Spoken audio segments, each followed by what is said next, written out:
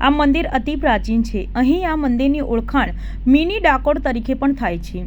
ત્યારે હનુમાન જન્મોત્સવ અને પૂનમનો સમન્વય હોવાથી મોટી સંખ્યામાં ભક્તો ભગવાનના દર્શનાર્થે પહોંચ્યા હતા। હનુમાન જન્મોત્સવને લઈને મંદિરમાં મહાયજ્ઞનું આયોજન કરવામાં આવ્યું હતું, જેમાં મહોલ્લામાં તેમજ અન્ય યુવાનો 20થી વધુ યુવાનોએ ભેગા મળીને યજ્ઞમાં આહુતિ આપી હતી અને હનુમાન જન્મોત્સવ નિમિત્તે ભગવાન હનુમાનની આરાધના કરી હતી। આ સાથે અહીં વિવિધ કાર્યક્રમોનું પણ આયોજન કરવામાં આવ્યું હતું, જેમાં આરતી, મહાપ્રસાદ અને ભોજન સમન્વય હતું। યુવાનોએ કેક કાપીને ભગવાન હનુમાનજીના જન્મોત્સવની ભવ્ય ઉજવણી કરી હતી। દર વર્ષે અહીં તમામ ધાર્મિક કાર્યક્રમોનું આયોજન કરવામાં આવે છે। અત્યારે આપણે સગરામપરા મેઇન રોડ જગતજીત હનુમાનજી રણછોડરાય મંદિરની પ્રાંગણમાં ઊભા છીએ અને હું છું નિલેશ સોની અને આ જે મંદિર છે એ ખૂબ પ્રાચીન છે અને અહીંયા દર વર્ષે આ રીતે હનુમાન જયંતિ ઉત્સવ ઉજવવામાં આવે છે।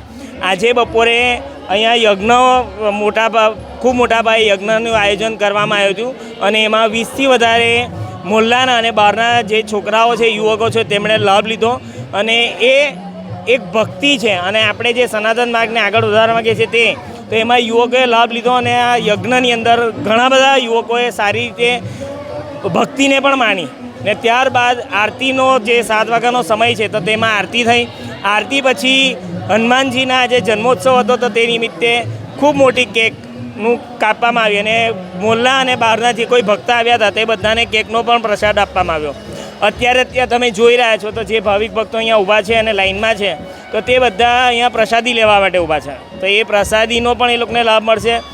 અમારું એક જ ઈચ્છા છે કે આનાથી સનાતન ધર્મનો ફેલાવ થાય અને એકબીજામાં એકતા આવે। આજુબાજુના મોહલ્લાથી માંડીને દરેક વ્યક્તિ, આજે પૂનમનો પણ ઉત્સવ છે। આજે આપણે જાણીએ છીએ તો રણછોડરાય મંદિરના આ પ્રાંગણમાં પૂનમના દિવસે ઘણા બધા ભાવિક ભક્તો આવે જ છે, તો આજે એ સુમેળ થઈ ગયો। ચૈત્ર પૂનમ હનુમાન જયંતિ હોય છે અને પૂનમના દિવસે અહીંયા મિની ડાકોરના હિસાબે ઘણા બધા ભક્તો પૂનમ ભરવા પણ આવે છે, તો ઘણા બધા ભક્તો અહીંયા આજે પ્રાંગણમાં આવ્યા અને ખૂબ મોટું ભીડ હતી, તો બહુ આનંદની વાત હતી।